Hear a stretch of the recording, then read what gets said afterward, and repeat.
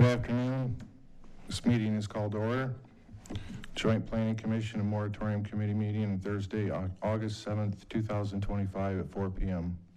Please rise with me as we recite the national Pledge Allegiance. I would want Larry to also call. The Planning Commission is also called to order. Thank you. Thank you. I pledge allegiance to the flag of the United States of America and to the republic for which it stands, one nation, under God, indivisible, with liberty and justice for all.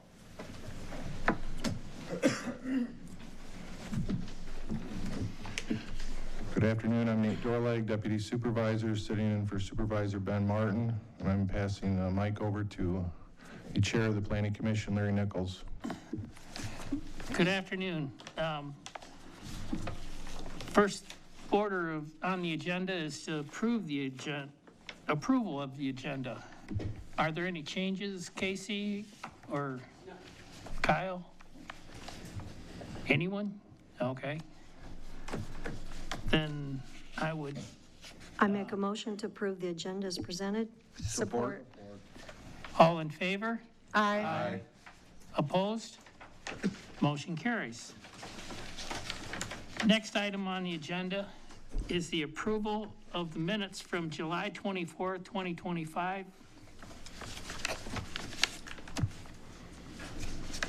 Do we have any changes in that? Mr. Chair, if I could, under members in attendance, I was absent on the 24th. So under members' absence, Mr. Kreitzer and the secretary, it lists me, Kyle, as being present. I was absent that night. Okay. Any other changes?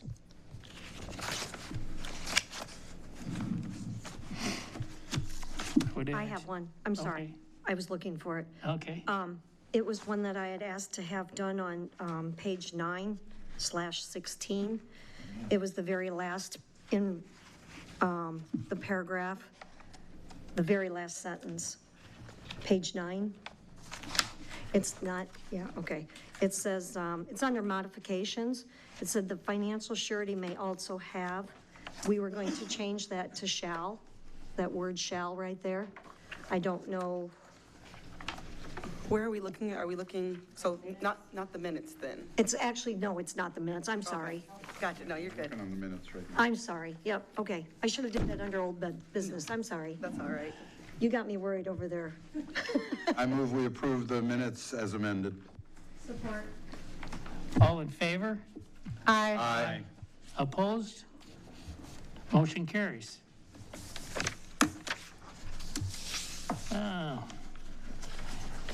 Do we have any new business that isn't listed? Okay. Then we go to old business, which is the best ordinance workshop. I can begin with this. We made two adjustments last meeting. One was what Treasurer Bloomfield just mentioned regarding the shall be for the financial surety. I thought I put that in, so my apologies, I will adjust that. And on page 9, under modifications, the last sentence should say, the financial surety shall be increased if there's an increase in energy capacity, correct, Ms. Treasurer Bloomfield? That is correct. Thank you. Yes. The only other major adjustment, what happened on page 7 or page 14 of our packet, the bolded under letter D, failure to provide proper notification, updated bond information is a violation of this ordinance. I wasn't sure if we then wanted to put anything else or if that was adequate, as Commissioner Lawrence requested. I was just going with what Attorney Kaufman suggested, because I think in that situation, right, Attorney Kaufman, you can clarify here, but if it's a violation of the ordinance, then we can pursue breaking the contract, or is there something else we need to write there? So the decommissioning plan would be part of a special use approval, as I recall. So the one good thing, if you're in violation of the zoning ordinance, it's a nuisance per se, you can take somebody into court. But the other part of this is it's a special use approval. You know, we would have the ability possibly to change it, but we have to remember there's Public Act 234 that limits our authority to repeal or revoke special use permits if construction is started. So I think the way it's written is fine, because if we can't amend or change the special use permit because of Public Act 234, we can enforce through violation of the zoning ordinance. It's not perfect, but it's probably the best we can do at this point. Then I'm satisfied with that. Perfect. I have one question on there. I was just wondering, and I mentioned in another meeting, how do we collect if we need to? Is what I think we need to be updated with. Financial institutions always change and stuff like that. I think that's got to be kept up to date.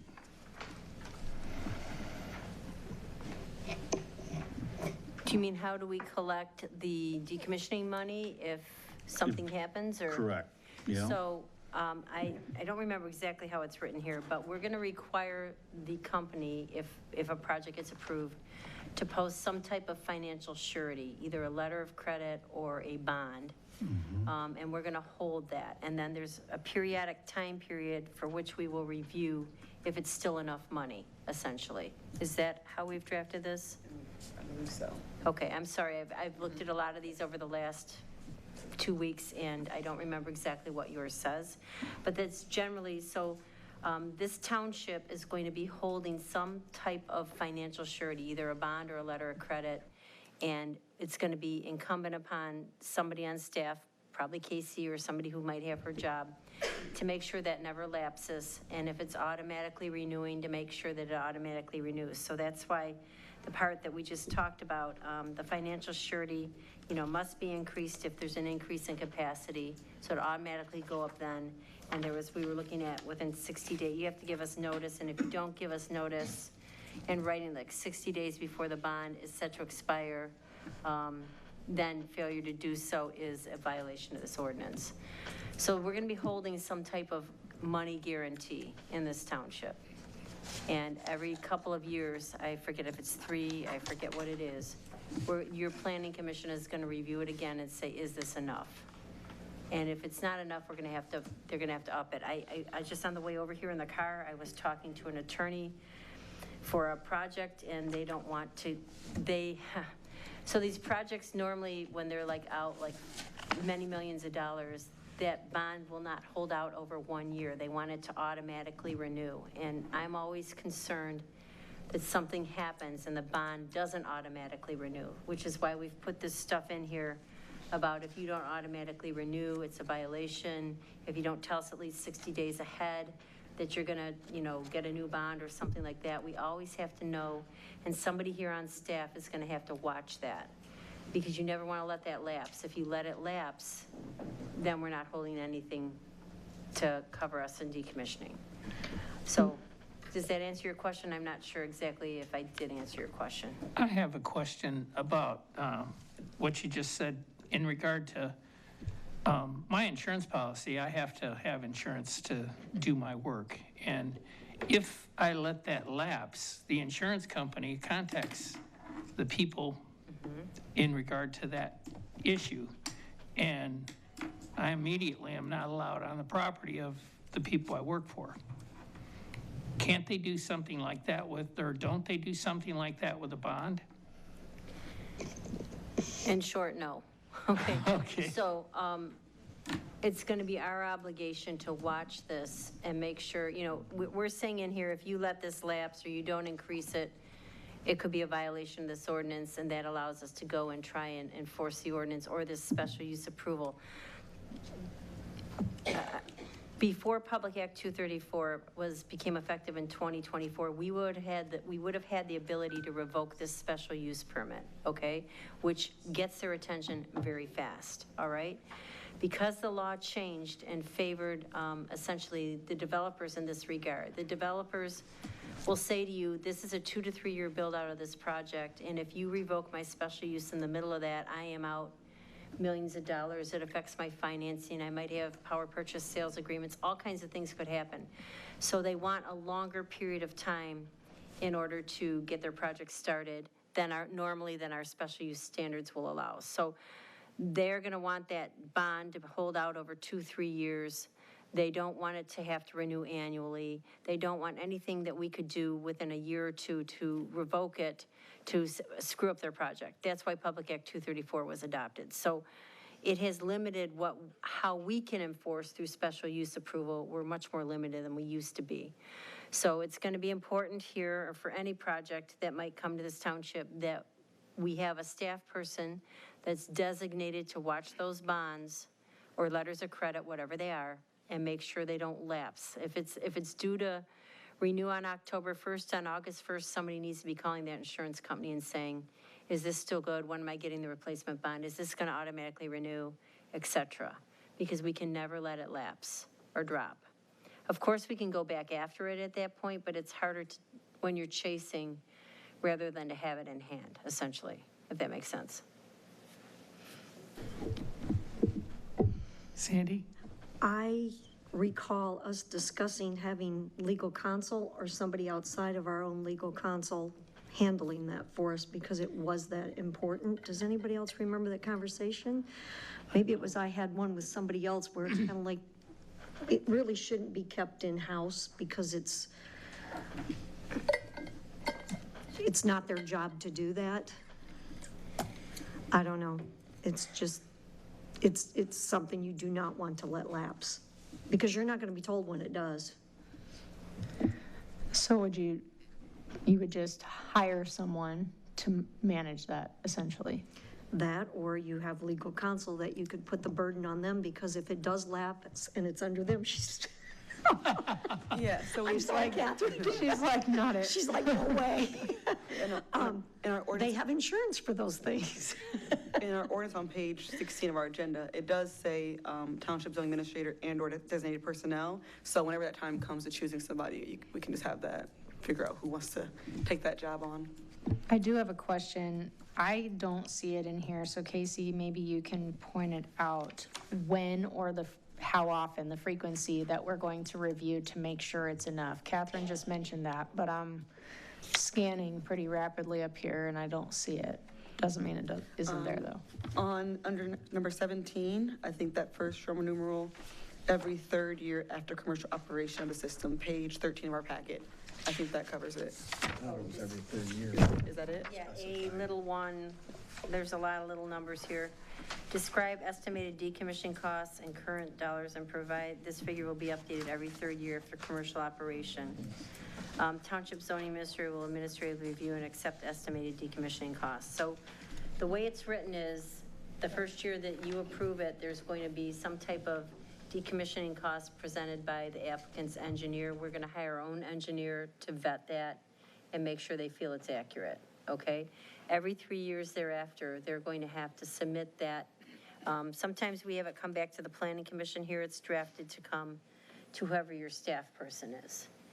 And they can determine, and if they determine it needs to be upped, the bond amount needs to be up, I imagine they would write some type of written correspondence, or we would, and say you need to up your bond. But that's why you have to, about 90 days before, you got to be looking at this. And, you know, I have some very small townships that are trying to use a third party, like an insurance company or something to hold it. I have not actually had that happen yet, but I'm working on one right now. If I figure out how to do that, I will let you know. Because they're going to be holding it for 20, 25 years. So that you want to make sure it's a company that's going to stay in business, that you know where they are, that type of thing. Or we can hold it here. We must have a safe somewhere on this property. We're going to put it in the safe, and we're going to take it out every year, 90 days before its renewal, and check it. And, but yeah, it's a lot to expect to be maintained over 30, 40 years. Mm-hmm.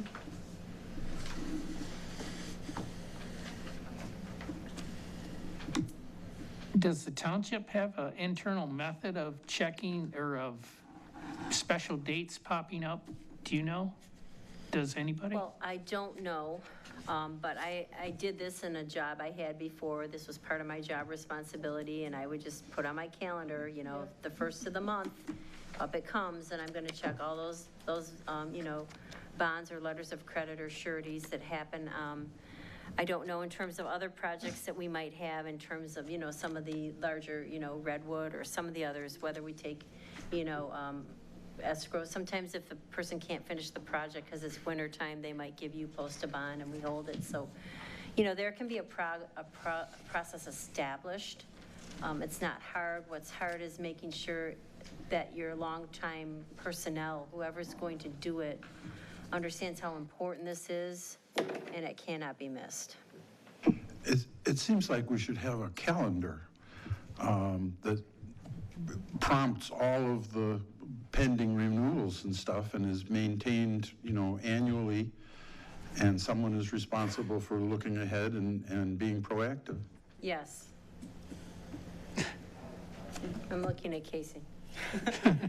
As far as I know, we don't have a calendar existing. I have my own, I think, and our financial director has his own, I believe. So we do not have a joint one we all look at, except for like our meeting date one and things like that.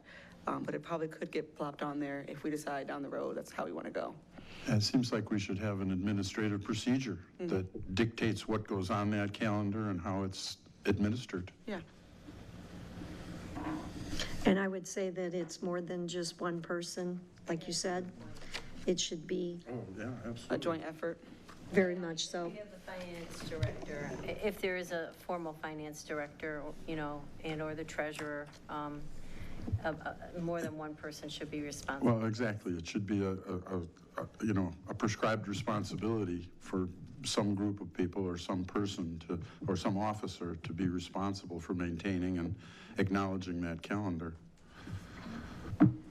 How do we enforce when, let's say they make their initial project and then they want to increase it by 25 or 30%? How do we enforce getting a larger bond on that? Well, we have that in here, and I think that's the section that Ms. Bloomfield just talked about today on page 16 of your packet. If they increase the footprint or the capacity by more, 10% or more, it's a new site plan. Yeah, okay. Any increase in energy capacity requires written notification to the township. So if they come in to pull more electrical permits, if they come in for more building permits, somebody figures something out is happening, okay, it would trigger this provision. And they'd have to come back in front of you. The last 2 nights I've been in projects in different places, and they all want to have a condition added to their approval, which is we can do what we can make in the field adjustments within the fences, okay? So this is talking about solar panels, a little different than BESS, but, they all want to be able to make minor site plan adjustments in the field, moving panels around based on if they run into a ditch or they run into a rock or they run into something on the field that they can't put their panels where they have them on the site plan. They want administrative site plan approval, not to come back to the planning commission, but to go to the zoning administrator and make basically on the fly, I shouldn't say that, but on-site adjustments based on site conditions. So, we don't have to really worry about that so much with the battery storage, but if we move forward after this into some type of solar ordinance, that's something we might consider.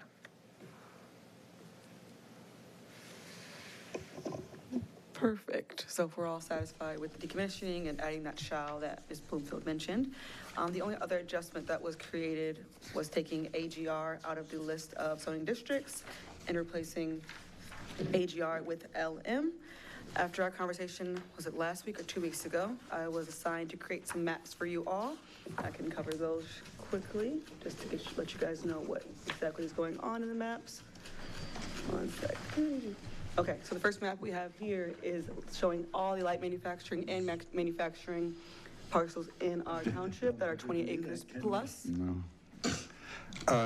In regards to that, on page 19 of our packet here, it's section 2, amendment to Article 900. It still shows AGR instead of light manufacturing. Yeah, no. Is that should be changed, shouldn't it? Correct. Yes. Thank you for that. I know it was in more than one place. There also are things I had to go through in that same page 19. A lot of these are old article numbers and old section numbers, so that will also need to be updated. And we no longer have special exception use, special land use. There's a few other administrative changes we must make before creating a final ordinance for you all. Okay. So, again, these maps are showing light manufacturing and manufacturing parcels that are 20 acres or plus. That was the number that we sort of came up with that a BES system could go on to. You guys also requested I create a buffer or a setback map, but if I did that for all these parcels, it would not be so clean. If that's something you would still like to see, I could prepare that for next week's meeting. But again, the light gray is light manufacturing and the dark gray is manufacturing. I then have here, the object ID correlates to the yellow numbers on these parcels. So you can then see these acre size and address as well. It was discussed showing what vacant lots versus occupied lots were. And then it was discussed that potentially they could purchase some occupied lots. So I didn't know if that was another item you guys would like to see, or if I could even get access to that information without using just an aerial and going over it, which is why I provided the addresses. We then have all the manufacturing. Again, object ID is the yellow number on the parcels. And then I thought that was interesting during my research. I did look at the ag parcels that are 20 acres or plus and was surprised there was almost 122 parcels available. And so I know we took ag out, but I thought that it would also be beneficial to see the layout of that. And so again, those are the next two pages. You can see just how many ag parcels that are 20 acres and plus that we have, going up to almost 200 acres. And that is all I have for you all. And I know that last meeting we left out right at setbacks, and so I don't know if we want to pick up from there, discuss the maps, or how you all feeling. Yeah, I think setbacks is where, in fact, I'm sure we stopped at setbacks. And we were discussing possibly somewhere between what we had on the original one and what the state requires. So from there, I guess I would ask Amber, what are your thoughts? Well, a few things. I was looking at some other ordinances out there, not just exclusive to Michigan, but in the US. And, you know, in some cases, in some zones, it is allowed by right versus special land use permit. And so I didn't know if that is something we wanted to consider in the zone we would most prefer them to go to, because again, it incentivizes or reduces friction points for them. So I just thought I would throw that concept out there. We can talk about it. We can be told it's a terrible idea. I'm not attached to it, just thinking out loud here. But in terms of the setbacks, I do think that there is, so I've been taking advantage of my good friend ChatGPT for some help in research on this. And, you know, it is not uncommon to have different setbacks or use overlay or whatever around sensitive areas.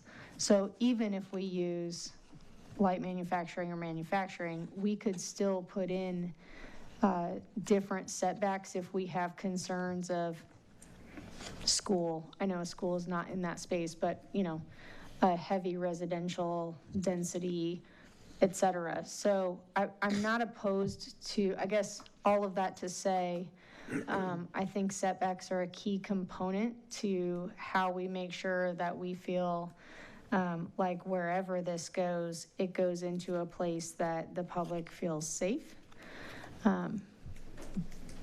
But in terms of specifics, I don't have those for you. Craig? Nothing at the moment. Joe?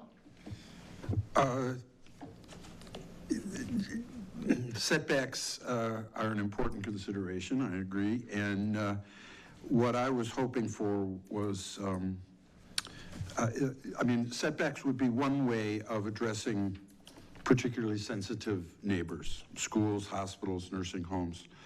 The other alternative was I had proposed a proximity clause that the development needs to be a certain distance away from sensitive areas. So I'd be open to either adjusting the setback requirements to account for sensitive neighbors, or specifically calling out occupancies that we want to have an extended distance to, however is most appropriate to do that. So those are my concerns in that area.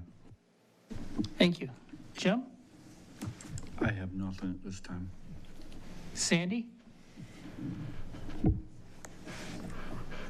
I'm going to back up the bus here a minute. This is for the three of you sitting over there on the panel. We decided to move this out of ag, but ag can still be used once there's one stake in the ground, because the use on agriculture is so wide open. I was told by someone in authority that they can go ahead and do this, and once there's a stake in the ground, it will become industrial or whatever out there. So I guess I would like legal counsel to respond to that. Okay, I'm not quite sure what you're saying. If we adopt a workable ordinance, okay, and they choose to go through our workable ordinance, then they would be bound by the zoning districts that we select. If they choose not to go through our workable ordinance and they want to go to the state of Michigan, it's possible it could go anywhere, okay? So, and then I think what you're talking about is a term is called a vested right.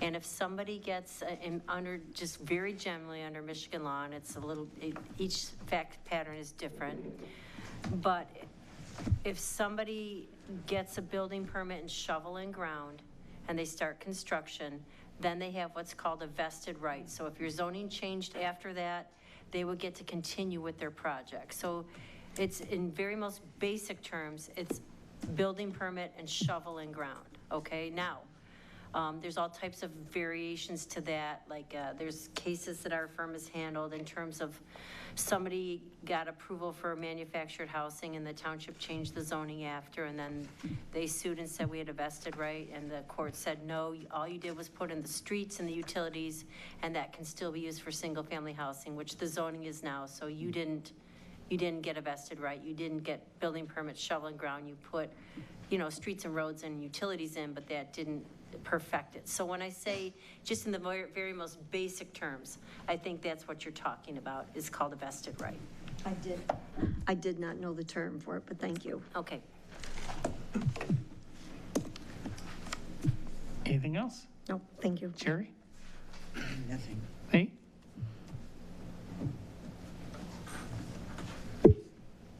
On what Treasurer Bloomfield's saying,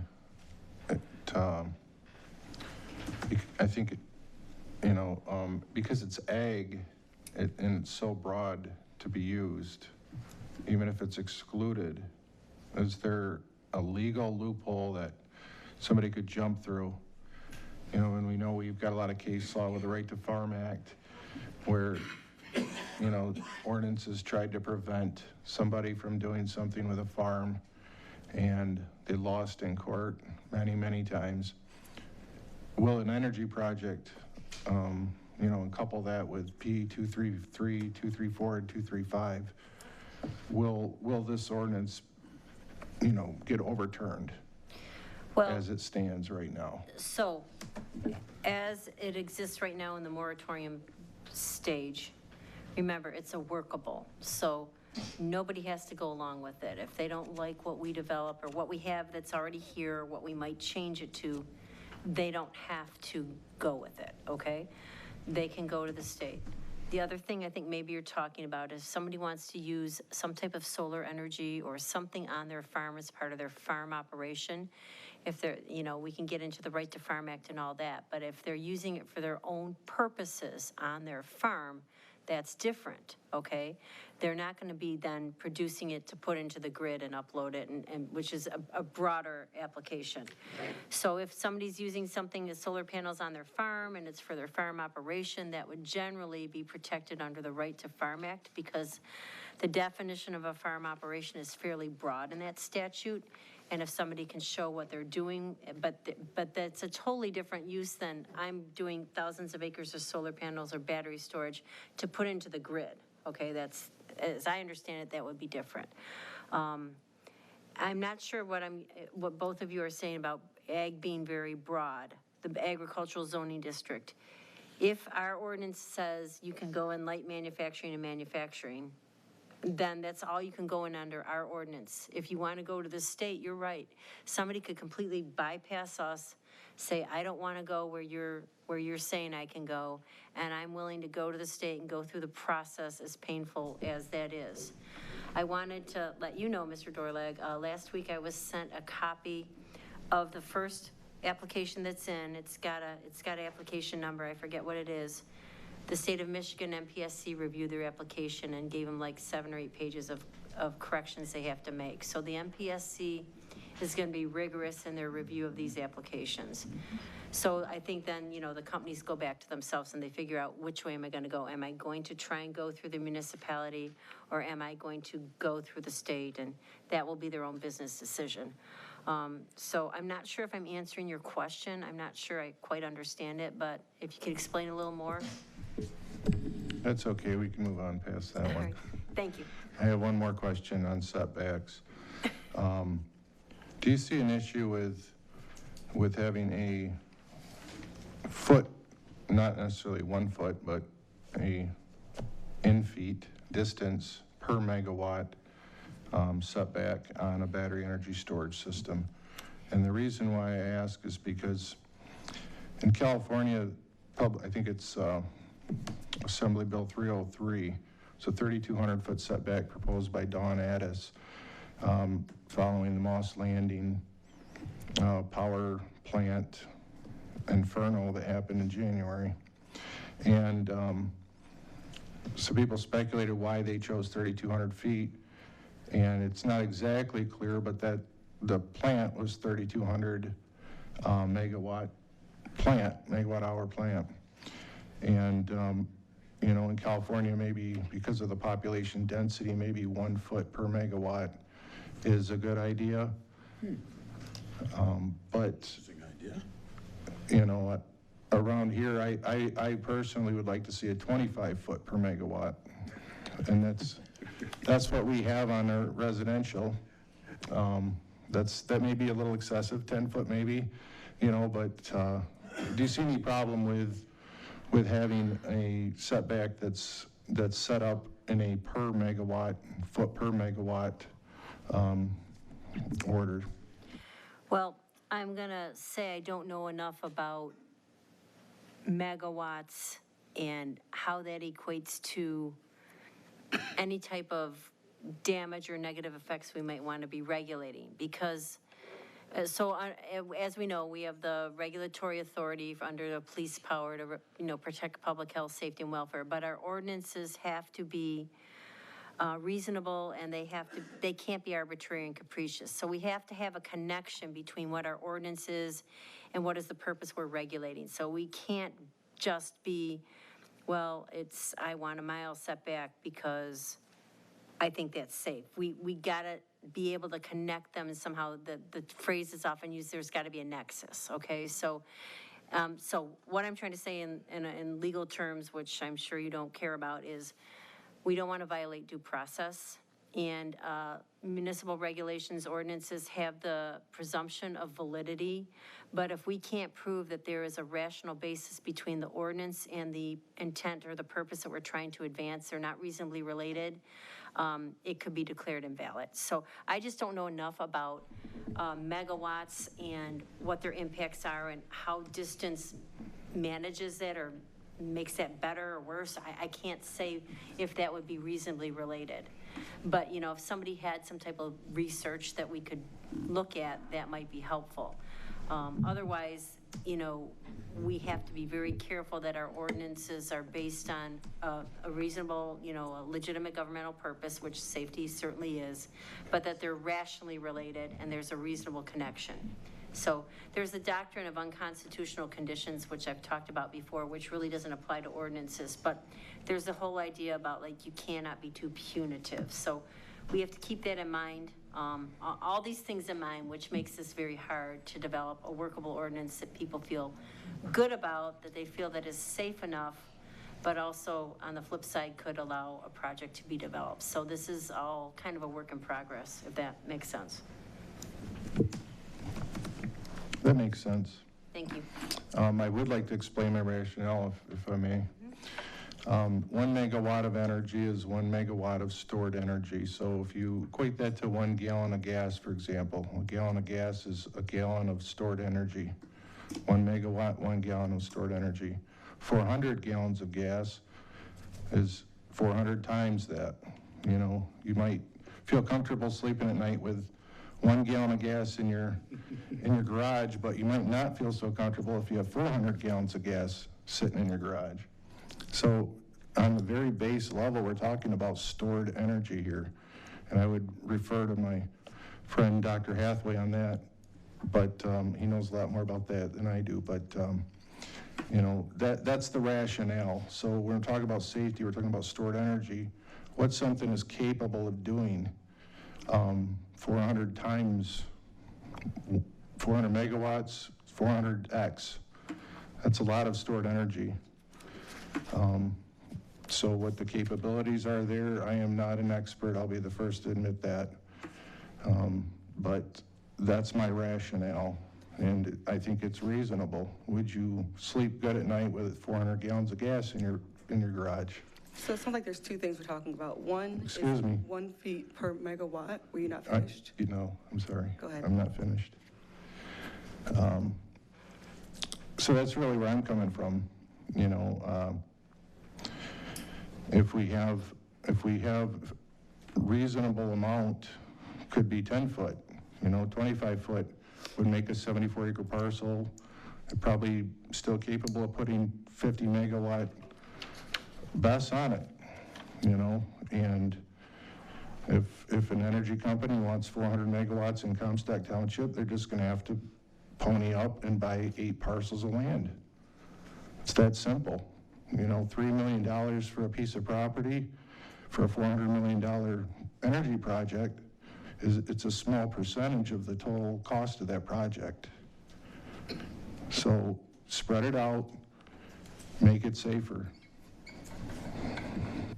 Okay, so like there's two things we're talking about. One was discussed as 1 foot per megawatt, but if we're talking about a 400 megawatt project, which has been, what everybody's been saying, that'll only be 400 feet. If we're talking about 25 feet per megawatt, we're then looking at 10,000 foot setbacks. I don't know if any of the parcels that we have listed in light manufacturing or ag would even meet that 10,000 foot setback, so I worry about the workable aspect.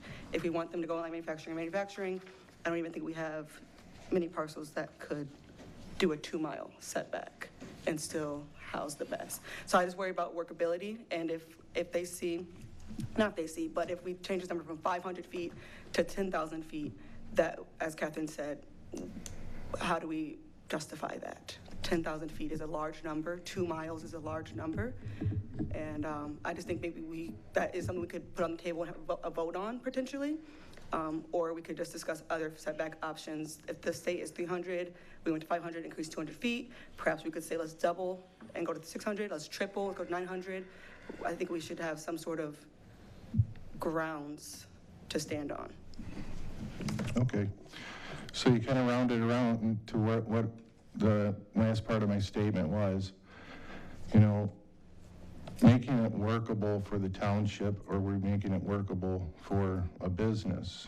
And a business decision, if a business says, we want to put 400 megawatts in Comstock Township, but we only want to spend $3 million for property, that's a business decision.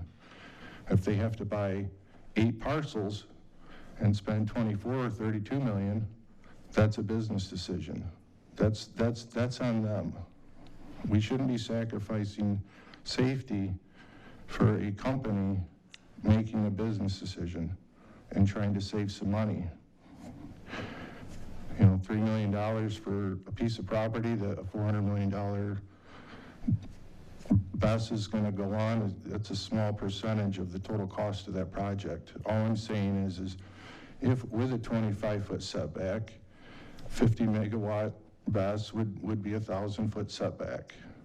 And even at 7600 East Main, they could still put a bus there. They could probably put 50 to 60, I don't know the exact numbers. But if they wanted to put more in Comstock Township, they'd have to buy more land, spend more money on land. And like I said, a $400 million project plus probably, and $3 million for land, that's a small percentage of the total cost of that project. So why are we sacrificing possibly safety of the township to save a company in Denmark some money on their land acquisition? That's all I'm saying. And so I think it's very workable. It's workable. They're just going to have to buy more land. Okay, so if we can continue the discussion, I would like to hear from the other commissioners how they feel, if it's worthwhile taking this to a vote, 25 megawatts, 10 megawatts, or 10 feet per megawatt. I just worry that we have three categories: a CREO, a workable, unworkable. I'm 90% sure this pushes to unworkable, but if that's not the commissioner's priority and they believe that anything is workable, then we could proceed that way. I just would like to know what setbacks to put into the ordinance. Mr. Chair, if I could. Go ahead. So ag is off the table as we have it right now.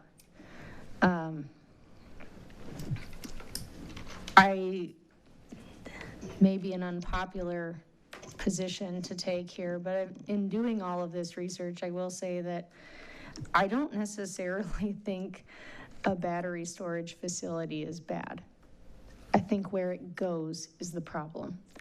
I don't know that having some company, whomever it is, foreign or domestic, buying up all of the land just to have crazy setbacks serves the community, because I don't want somebody holding that much land that can't do any, like, that we don't get to do anything productive with it either. So I wouldn't probably be in favor of such extreme setbacks.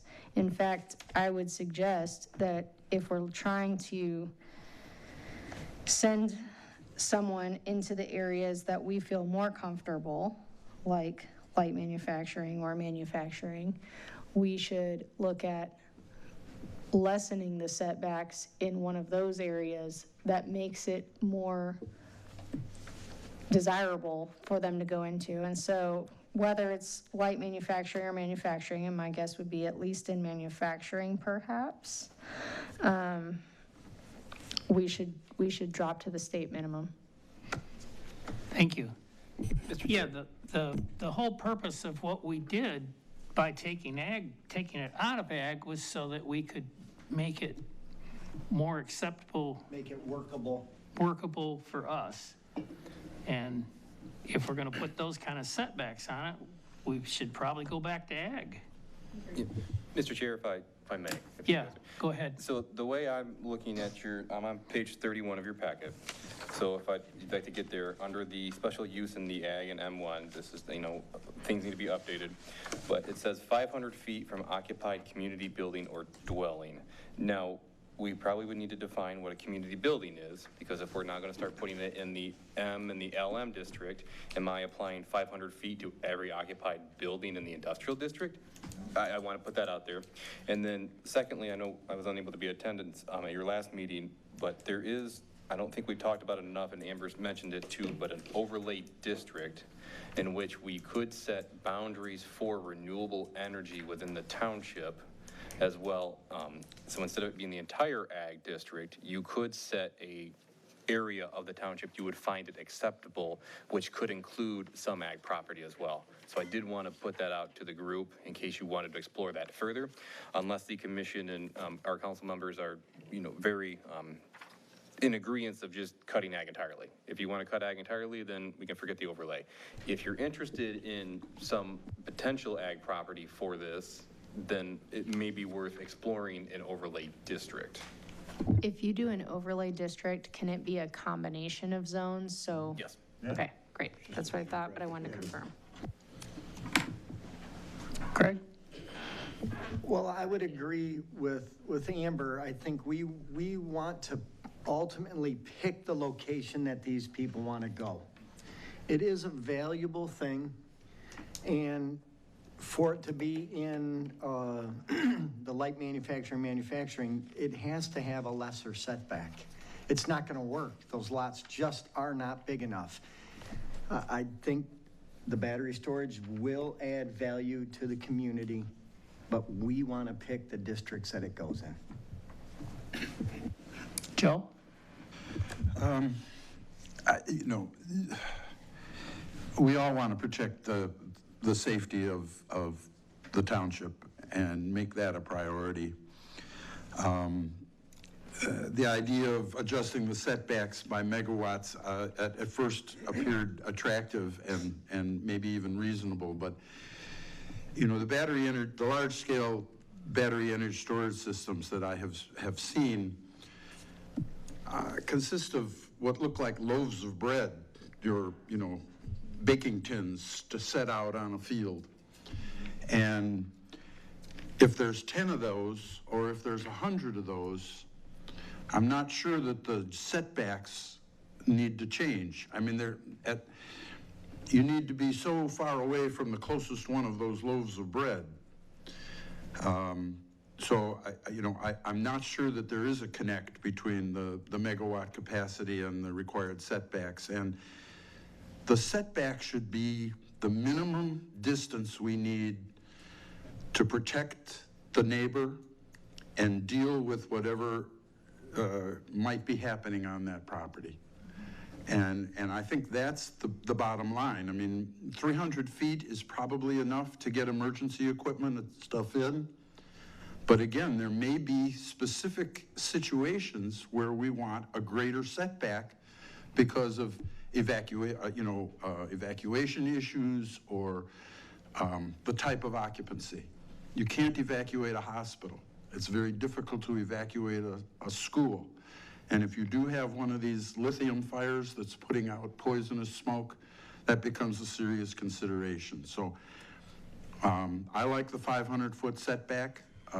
If we choose to make an adjustment for, the industrial zones where we feel that the occupancies are appropriate, then, and to make it workable, it has to be a workable ordinance or we're wasting our time.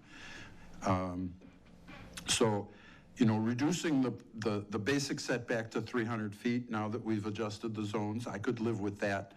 But I would like to see extended setbacks for certain occupancies that present certain problems. And then I think I would be comfortable with that. Jim? I like the setbacks where they are right now, because I can say this, if we go to where the setbacks are per 10 or 25 per megawatts or whatever, they're just gonna go to the state and then it's gonna be 300. And then the rolls are gonna be from 50 where we got 100. And I just feel that to keep them, have a workable ordinance, we need to keep the setbacks where we have them now. Thank you. Thank you. Sandy? I'm still gathering my thoughts. I agree with Joe with the close proximity to certain occupied buildings in ag, where we're at now, where this is slated to go, however I want to word that. I feel like the setbacks there should be more, but I agree with industrial, light manufacturing, they could be less. So I'm in agreement with that, and that's where I'm at. Where I'm at with feet right now, I don't even know. So, thank you. Thank you. Jerry?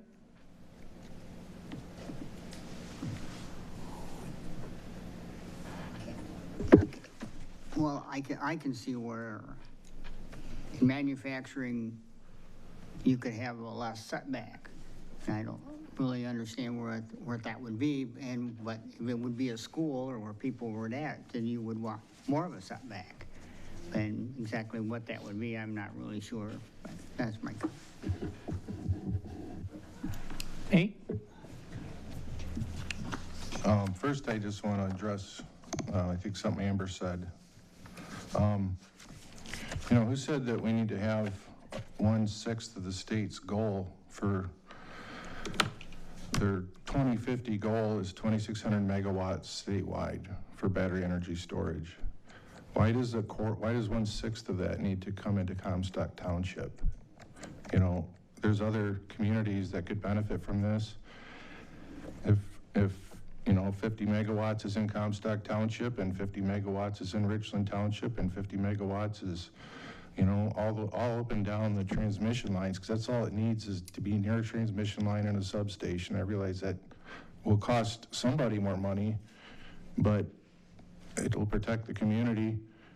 And I think the state needs to get a message from some township in Michigan that this is what we'll allow in our township, so that instead of putting 6 of these various places in the state, they've got one inked in Ecorse, Michigan.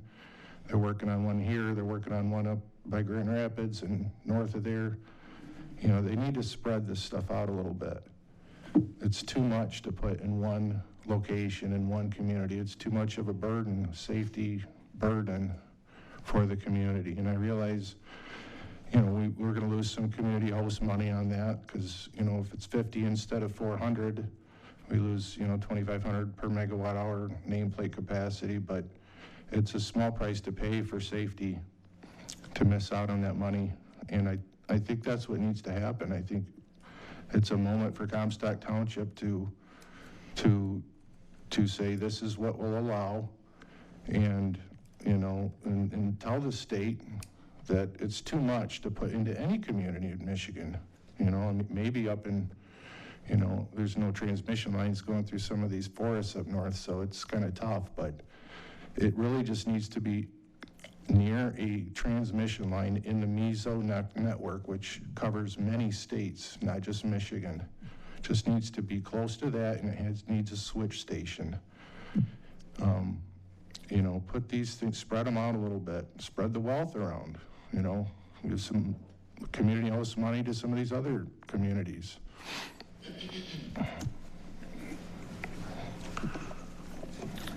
Okay.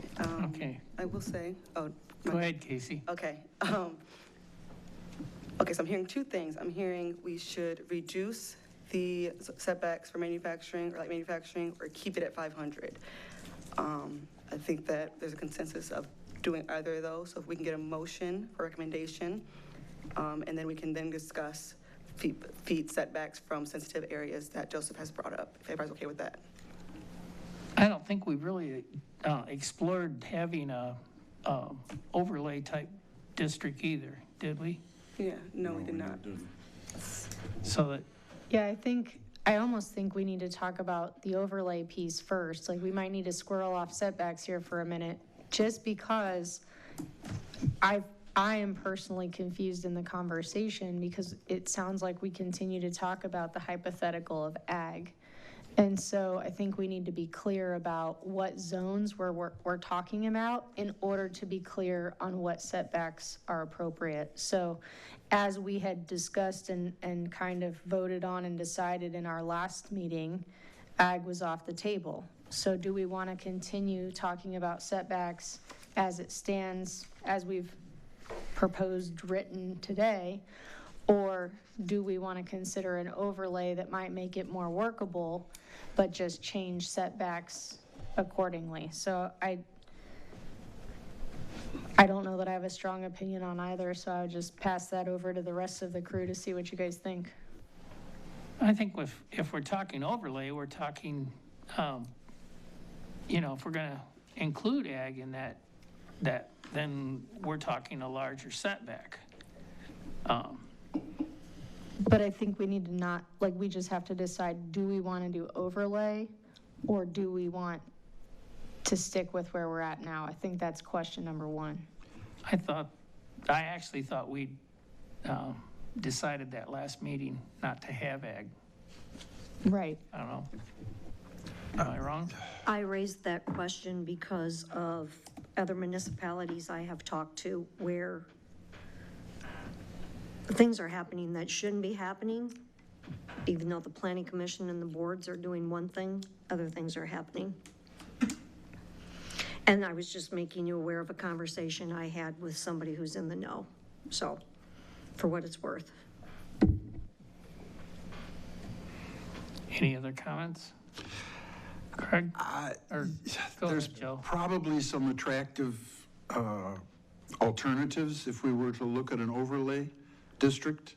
I haven't looked at the township with that in mind, but it's possible we could create an overlay district where we could reduce the setbacks and all the rest. But I think that's going to set us back quite a bit and really delay us being able to finalize an ordinance. And personally, I would like to try to finalize some of the changes that we have made and create a workable ordinance sooner rather than later. I would agree with Joseph about sooner or later, but is there a percentage of overlay that can be used? Can the bulk of the project be on manufacturing, light manufacturing, and then they can only use 2% of an overlay, 5%, 10%?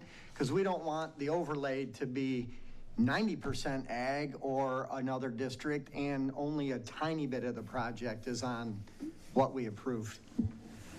Mr. Chair, Yes, so if if I you could would. actually have Casey go to page 35 of the package, just to get the aerial map up there.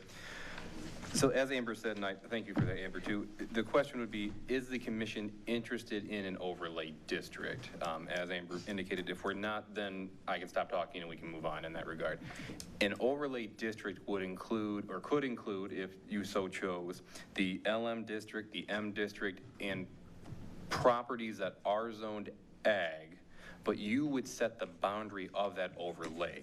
So in this regard, on page 35 there, you could look at a potential, and I'm not mapping it out, I'm not advocating for anything right now. I want to make that clear. I'm just giving the commission an example here. You could look at an overlay that encompasses some of those southern agricultural parcels that are on your map that are south of 94. Again, I'm not advocating for one way or the other. I want to make that clear to anyone watching, anyone in the audience too. I'm giving you an example of what could happen. So in that way, then you would include the LM, the M district, and sections of the ag district on there. And then within that overlay, you could have additional standards for setbacks and others. There are some communities we're working with right now that they have it's almost a section of the township that has an overlay for renewable energy. That's where you can put it. A lot of those properties are zoned ag because it's a rural community, so that's where it is. But if you're outside of that overlay district, it's not permitted, regardless of what the zoning district is. So, We've gone in that direction. so that is an option to pursue. I wanted to just advise the commission of that. And, but again, as Amber indicated, if you're not interested, we can move on and go to just the industrial districts. I think we should put that to a vote. Do we want to pursue an overlay or just head in the direction we've been heading, which is And again, I apologize because I could eliminating not be here last ag. meeting to bring up the overlay district at that time. So I know you've already discussed it, but. So. Yeah. Well, we don't have the rest of the moratorium committee here, but we could. do it. Let's put it to a vote. Jim, you want to do a roll call? I can do it, but can we get a Oh, motion? Casey's going to do it? Okay. What's the motion? Make the motion, Amber or Greg? I move that we explore an overlay district as a zoning option for allowable best project. Need a second? Second? Or, I'm sorry, if you guys want to do a second, sorry. All right. Second. Perfect. Do they need to say aye? So, if you vote yes, it's voting yes to saying we want to go explore the overlay district in addition to what we've already discussed, okay? Okay. That's what yes means. Do you want to ask me something, James?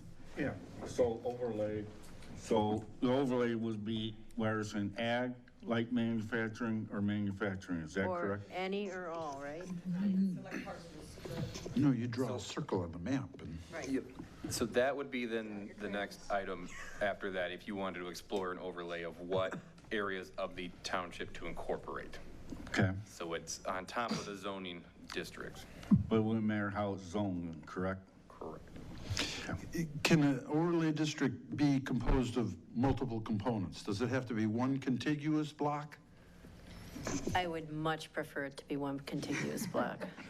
Because, you know, obviously, you are making some decision that certain parcels are appropriate. I don't know what the basis would be, whether it's their size, whether it's their proximity, whether it's, you know, proximity to the substation or whatever.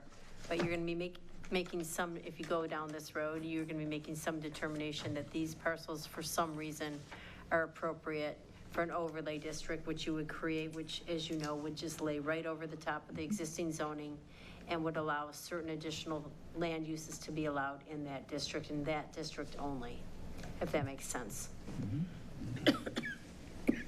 So if you vote yes, then it's just a vote to explore this idea, and then the next thing would be where. That would be the next discussion. Okay, Okay, roll call. Lawrence? no. Huh? Lawrence. I was doing last names because I feel like it's more Oh, professional. sorry. Oh, sorry. Lawrence? Yes. Noack? Yes. Weintraub? Yes. Nichols? No. Kreitzer? Yes. Bloomfield? Yes. Amos? Yes. Motion passes with 6 yeas and 1 nay.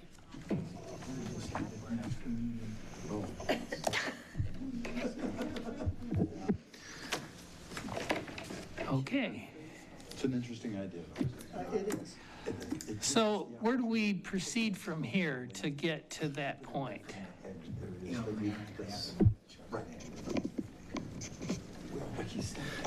So, Mr. Chair, Casey and I can come back next week and generate some preliminary maps. We can look at this as well in the sense of if you want to increase or create the overlay district, you know, are we looking at minimum parcel size? I asked Casey to put up the map there on your screen. You know, those are all parcels that are 20 acres or larger. So you as a subcommittee and commission could decide, you know, how large parcels need to be. From a standpoint on our side on this panel, again, as Attorney Kaufman indicated, we'd like it to be one single, you know, district boundary. In that regard, looking at your map, it would almost just be, honestly, a rectangle with a little bit of a boot for the industrial area on that. That's how I would initially envision that without doing a lot of further, review and analysis. But Can we add an exclusion to our ordinance, which would exclude facilities like hospitals and schools, or is that not possible? Catherine? I would say you're gonna want to, you can't like basically carve out parcels in the middle essentially, but you would want to design around them. I mean, it may not be an exact rectangle, it may be some type of, different kind of shape. But if something's right in the middle, we're not gonna be able to carve that out. But you could accommodate that with setbacks, couldn't you? You Yes. could make an exception for, So you create this overlay district, you say this is where it can go, you can say in this overlay district,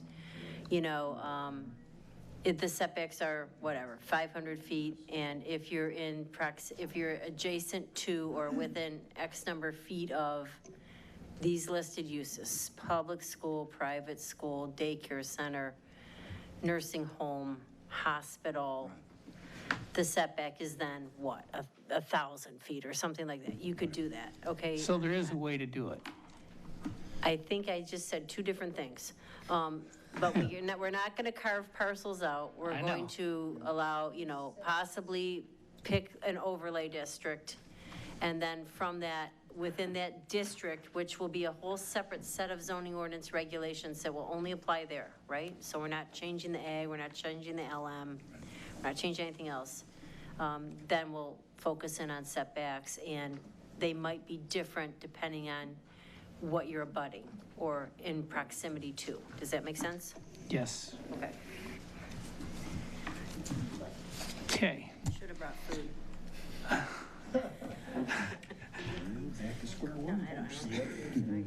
Well, we can't really do setbacks since we don't really, can we? Well, Mr. Chair, you could advise us of your inclination of how you'd like to go for setbacks, and we could start preparing some of the standard language that would be applied within the overlay district. You know, we've heard a lot of keeping it at either 500 or larger for, you know, near the sensitive areas. So Casey and I and Attorney Kaufman could begin to start putting some of that onto paper as well. So if you as a commission and as a subcommittee would like to give us direction on how or what your kind of inclination is for those different higher topic items, we can begin working on compiling that. I guess I would like to have some discussion from the board. Amber? Where are you on setbacks? I think if we're doing the overlay district, I want to ensure that setbacks are more stringent around sensitive areas, right? So I think we need to outline what those are.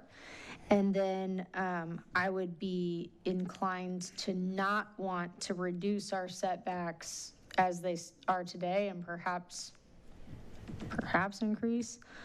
If we look at that, like, I don't know, I'll pass this down, but you can see, I kind of tried to merge Casey's maps here. And so like down at the bottom here, this is where the manufacturing area is. And so I think like kind of what Kyle's talking about is like, you could look at this rectangle, you could boot it up here because that's right by 94 right there. Like, but then, because that's where the bulk of the larger properties are. But then we need to put in setbacks that we're comfortable with in that space. But that probably gives us a more room. I don't disagree with Nate, what he said earlier. Like I don't know how we control the size. I mean, I get what you're saying with setbacks, potentially controlling the size. The size of, I understand what you're saying. I'll leave it at that. But I do think that from a setback standpoint with an overlay district, we need to make sure that we're comfortable with those sensitive areas. Yeah, they need to protect the neighboring You can buildings. and the look at sensitive that if you areas. guys want. Greg? Yeah. I have a question. If we create an overlay district specifically for BESS, we can still include BESS as a special use in light manufacturing and manufacturing, correct? Yes. I mean, we would just have 3 districts, one of which is an overlay. 3 options. Nothing. Greg? Okay. Jim? Nothing. Sandy? So 3 options is one heck of a workable ordinance.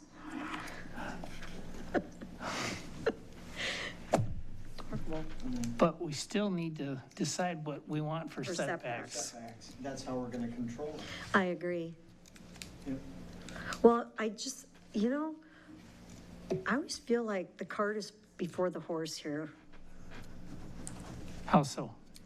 Well, here we are starting over, and I think it's a good idea that we do. Yeah, I think it's a good idea too. But I think sometimes things need to be brought to our attention of different options. Maybe it's on us that we need to ask, Yeah. Come on, Kyle, you weren't here last time. In because. fairness, we were dealing with pneumonia last time, so I would have rather been here than dealing with that, so. That's it. And I will Jerry? say, I was always Go ahead. under the assumption that ag land was off limits because it was farmland. So that's why it was never brought up on my end as well. So I apologize for that. We're all learning.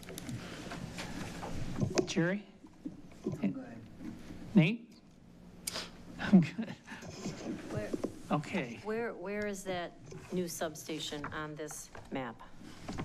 The substation. The one on ML, or the one, East Main? is it on East Main? The one that went near Mr. Dorlick's house and near John Shelley's house? The one on ML is between 26th Street and 28th Street. What parcel number on this map would that be close to?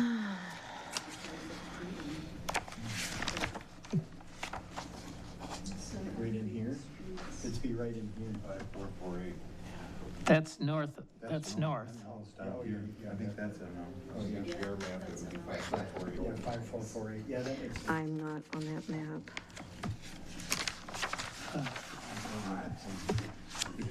Where's 5448? Looks like that's 26th Street.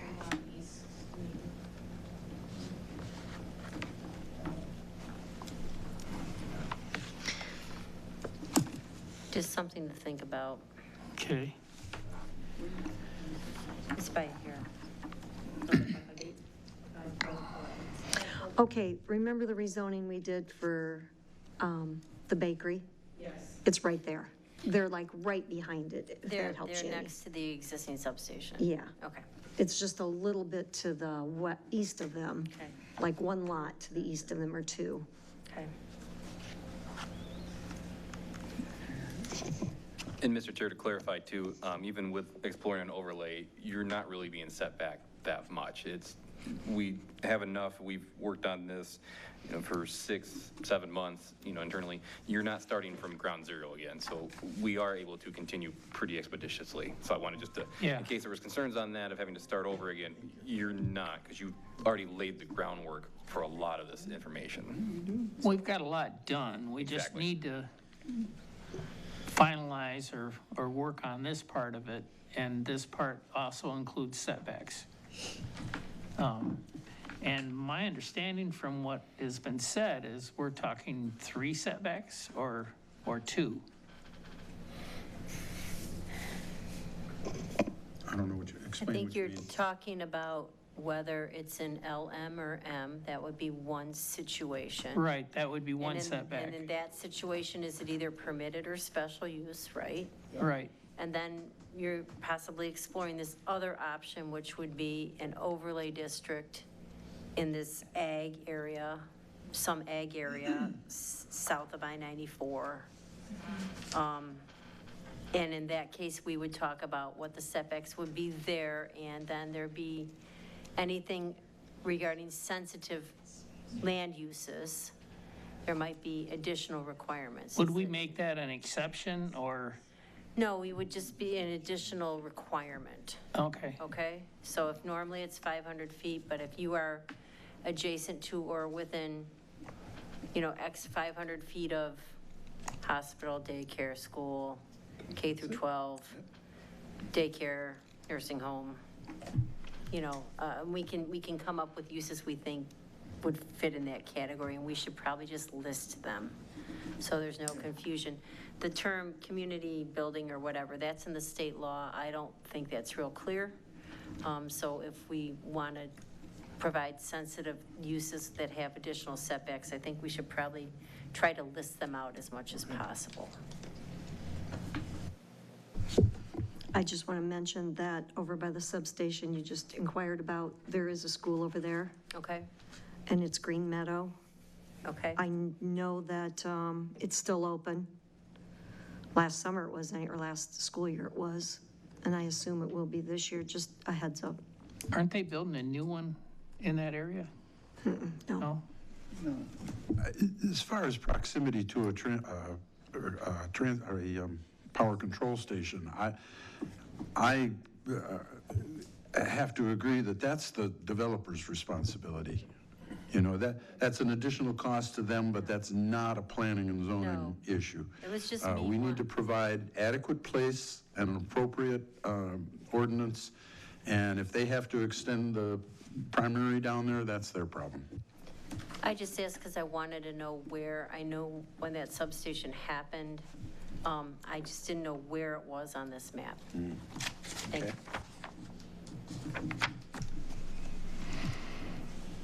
So, do we want to see where everybody is as far as setbacks? I think we need them laid out or spelled. I think we need them spelled out or laid out before we can actually vote on this. Do you think? Yes, I do. Yeah. I think maybe we should look at specific, we can each maybe submit our ideas on specific proposals and look at them, because it's going to vary. There might be different in the industrial zones as opposed to the overlay. And again, we want to make some exceptions for special uses. So maybe we should look at a variety of options and be able to vote on them. Sounds good. Mr. Chair, if I might, from the commission and our subcommittee as well, is there any inclination to lower our existing setbacks of 500 feet for the industrial districts?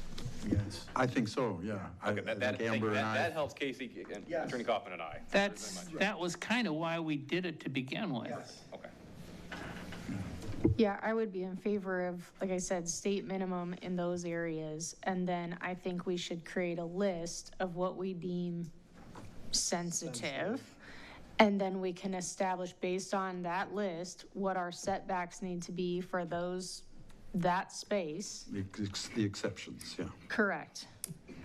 And then we also need to decide where that overlay district is within the ag, because initially I looked at this as that whole span, but you don't really have to do that, because in my head I was thinking, well, I have to include manufacturing and light manufacturing where we would want it in this overlay, but we don't, right? We can say light manufacturing, and the overlay district of this to this. It's just as if it's a third zone. Yeah. Right, so those are like the three things I think we have to do probably to give you something to put on paper. Is that? Yep, thank you, Amber. So that helps us, I think, with the LM and the M districts, and then it would be from there, so understanding proximity to sensitive areas, and then within the overlay, coming up with some ideas from the group here of, do you want to maintain the 500, go higher, lower, in that route? So again, then knowing that there's going to be probably two standards, one for the general if you're not near sensitive areas, and then the second would be sensitive areas. So you're going to have two standards. Now, the overlay, is that just one area, or can that be multiple areas, or what is that? There could be two rectangles. She wants it to be. You know, it's preferable if it's one area. If it has to be two, then, you know, we're gonna very clearly define what parcels there are. Because that would determine the setbacks. Well, Casey and Kyle are going to look at these parcels. They're going to look at the proximity to single-family homes. They're going to look at the proximity, you know, where you have probably large parcels right next to each other. But you know, we've got a lot of small single-family homes interspersed in here. So you have to think about that. And they will come up with some proposal for you to look at on a map with an overlay at the next meeting or whenever we can schedule that. So that'll help you respond to something rather than trying to create it here. Let them create something, you can give your comments. I think, you know, I know when there was rezoning on this one right on the corner, Franklin Partners, it's on 26th and, it was a conditional rezoning to industrial. They wanted to protect that neighborhood, New Farm Street.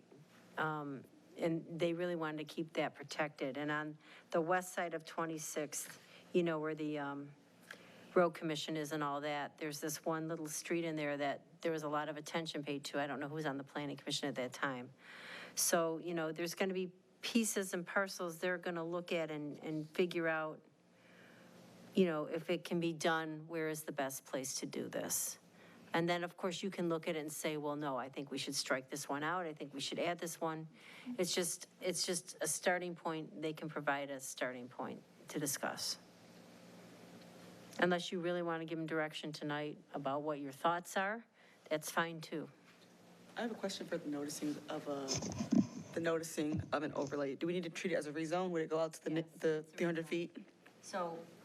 So, you know, first we'd have to create the zoning, amend this zoning ordinance that we're talking about. And then, you know, a month behind it, we would be rezoning this property to have an overlay on top of it. So it's a two-step process. Okay. And that would have to happen prior to then the amendments on the best, because you can't put a zone in that doesn't exist. Well, we can put, one then the other. yeah, what we have to do is create the ordinance first, and then a meeting behind it, we're rezoning people to that new ordinance, okay? Does that make sense? We'd have to amend this best ordinance to put all the stuff in the light manufacturing, create the overlay district. So now it's established, it's in existence, and then we go behind it, and the township would initiate the rezoning. It's not actually rezoning, but it's imposing the overlay on all those properties. That's the notice, everybody within 300 feet, all that type of stuff.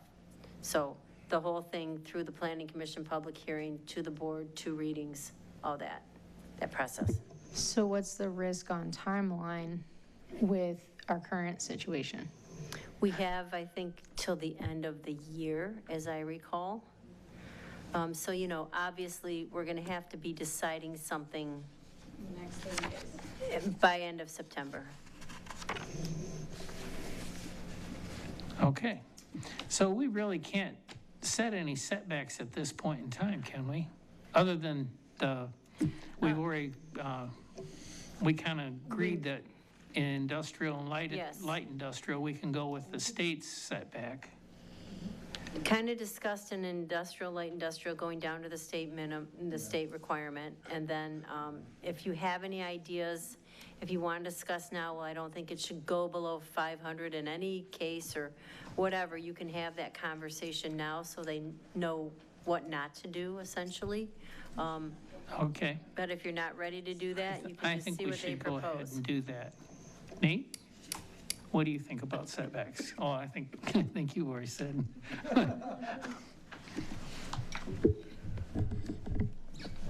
I think it's a difficult topic. I think Attorney Kaufman alluded to this, like, we don't know, you know, what the danger is.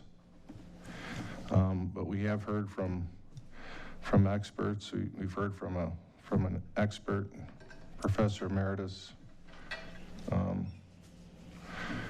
Western, and, you know, he talked about how long it would take to evaluate, or how quick you'd have to evacuate a school if there were a fire with a particular wind speed, if there were a fire at a Bass plant. So,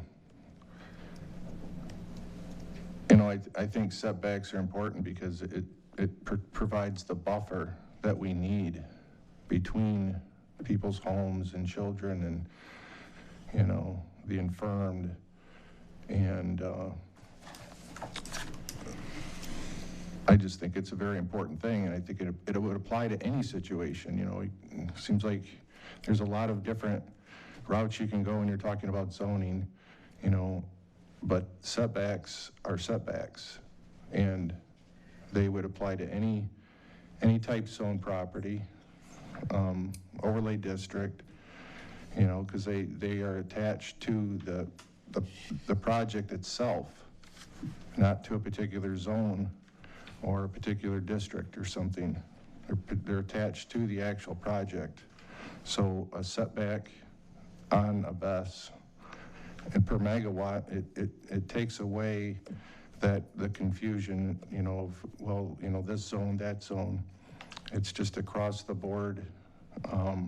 And no matter where you're at in the township, you know, I'm looking at the map, and on the manufacturing there, you know, there's a couple of LM parcels over in my direction, right next to Grandview Hills, 2893 and 3263, right there on K Ave, 3089, 2910.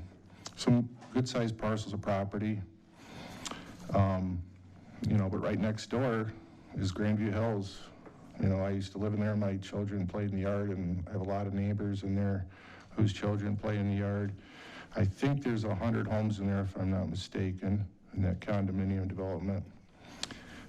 So, you know, you're talking hundreds of people right next door to there. So if 2893 was going to be, or, you know, somebody bought both of those parcels and with the intent to put a BES there, which I don't think they would, they'd have to cut through my property with a transmission line, and that's not happening. But anyway, if that were chosen, you know, they're, like I said, they're right next door to that huge, it's not huge, but it's good size, I think 100 homes in there. Don't quote me on that, but I used to live in there. You know, we need to mitigate the danger. And so like I said before, I think that larger setbacks would, if it was per megawatt, would reduce the size and increase the distance from a sensitive receptor site or an environmental, you know, the river, ponds, lakes, whatever, you know, however you want to write the setback language. So those are my thoughts. I hope they're not too confusing. Thanks. Jerry? I guess my concerns are that, you know, as far as like noise and light, you can make a setback, but how do you make a setback if there's a fire and the smoke, and where's the smoke goes, and how hard is the wind blowing, and what direction is the wind blowing? I mean, I think this is a very difficult thing to put. Sandy? I feel like we're going around and around and not accomplishing anything. I feel like instead of talking about setbacks, why don't we talk about something that we can accomplish, which is what would we consider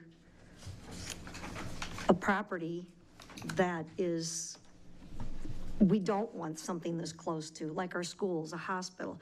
That, I think, would get us further than talking about the setbacks till we see the layover districts. But that's me personally, so thank you. Jim?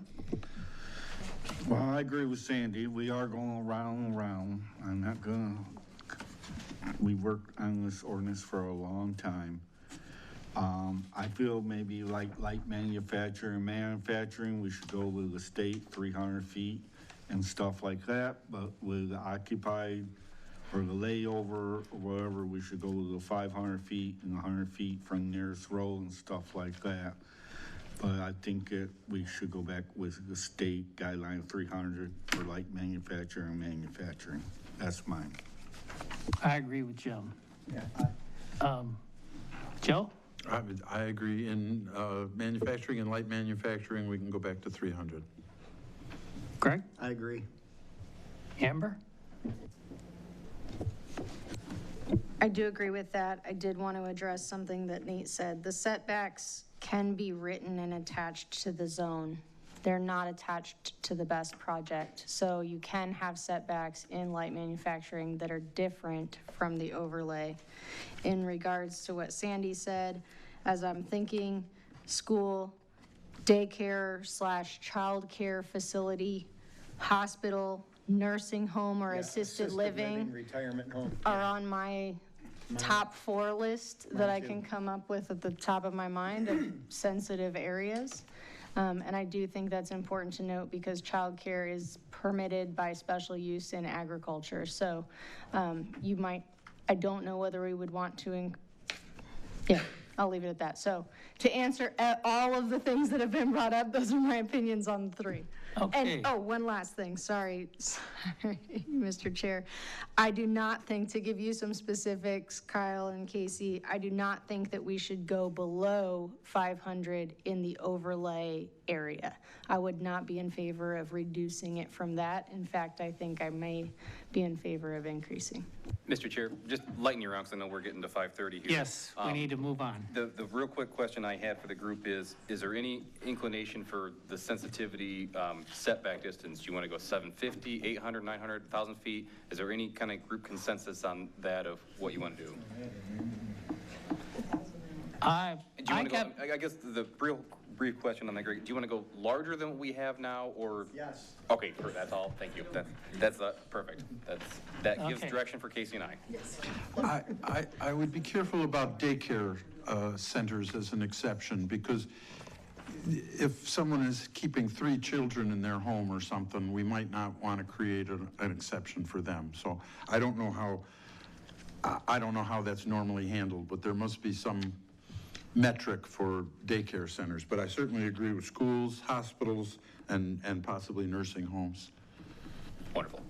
So does that give you something to go with? Yes, it does. Thank you. Thank you. I don't know. Citizen comment, do we have enough time to do that? Yeah, we can do it. Okay. We're going to open it to citizen comments. Citizens may state their name and address and may speak only one time for no more than 3 minutes. This time may not be given to another citizen to extend their time. The person speaking has the floor, and no other citizen shall speak during someone else's time. During this time, you will make statements to the board without discussion from the board members, but you are welcome to make an appointment with planning and zoning staff to discuss your comments further. Please keep comments clean and respectful. Tammy Keeler, I live on Salary Street. Thing is, we just want to keep this away from our schools, like you guys said. Put it in the industrial.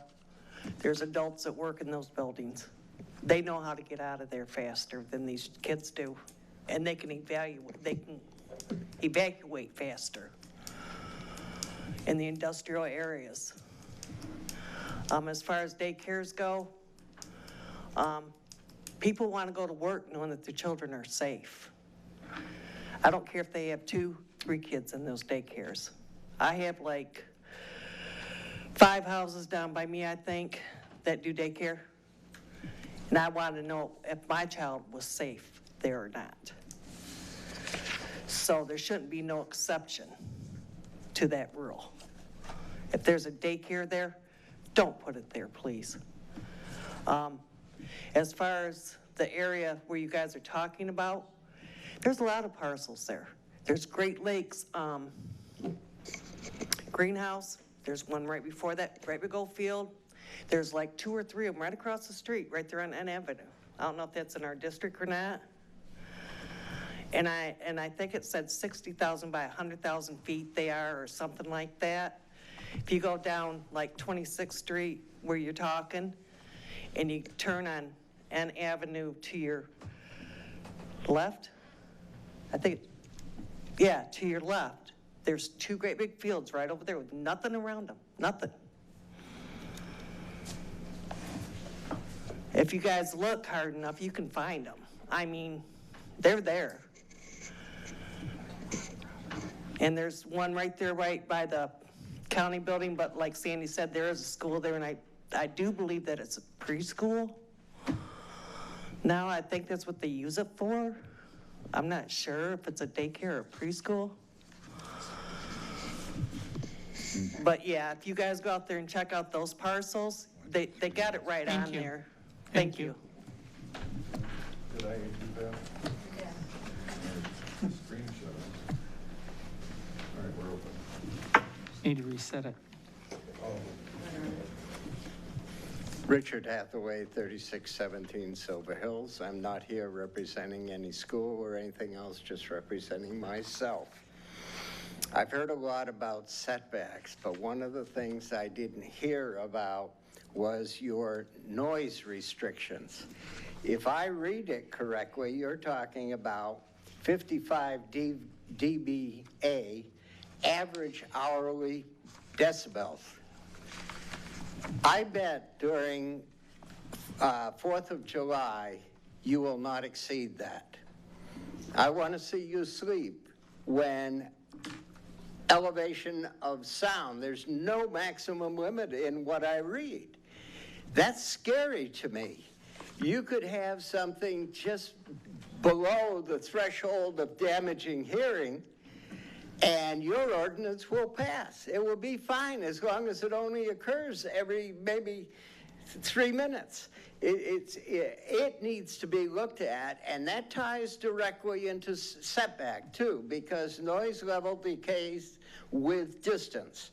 500 feet, we talked about wind speed, and that's 34 seconds to get to a playground at 10 miles an hour. But I think you also need to consider the dBA level. I think that's a real shortfall in this, and please do consider examining that carefully, because when you're talking about averages over an hour, my God, there's a lot of opportunity there to throw in elevated sounds, and please correct that. Thank you. Thank you.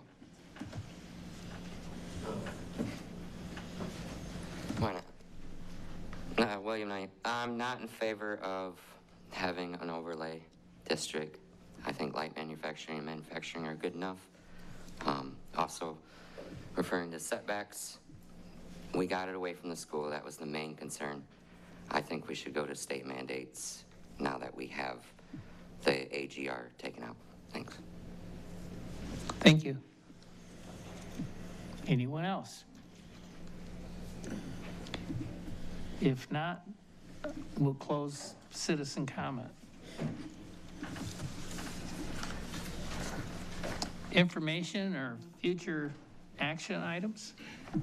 Okay, so I do not know, our next PC meeting is August, what is it, 14th, next Thursday. That is not enough time to prepare a packet or maps for you all. I don't know if we want to have a special meeting that next week after that, or if we want to just wait until we have our regular PC meeting. What is everybody thinking about that? Do we want to keep having special meetings, or can we just tag it on to our planning commission meetings? What's everyone think? I think we need a special meeting because you're looking at almost 2 more weeks away, and we're supposed to have this done by end of September. We got some work yet to do on this stuff here. Yeah, I will say realistically, so we would need a public hearing again before, so let's say we did a public hearing August 28th, which isn't possible, we have a special meeting. August 28th, we would then kick it to the township board September, let's say 7th, and then again the 21st, and it would go into adoption by October 2nd. So if we push it back, when we push it back, we won't meet that September deadline. Right. Anyway. It was just so that we could get it done by the end of the year. Does that make sense? Okay. Adopted. Okay. But that's, you don't have to take that long, obviously. The meetings in September for township are the 15th and the 20th? 29th. 29th, gotcha. Because then we need to do first and second reading for this new ordinance, and then first, second reading for the rezoning. So I think that timeline-wise, if we're not focusing on that, we should just figure out what next meeting we can do. When could we do a special meeting? I think so we would need to prepare the packet, minutes, and the maps requested. So we're looking at the week after the 14th. So what is that, the 21st? 21st. Okay. 21st at 4 o'clock? Yep. Okay. Is that okay for everyone? It's good with me. What was that? August 21st? Oh my gosh.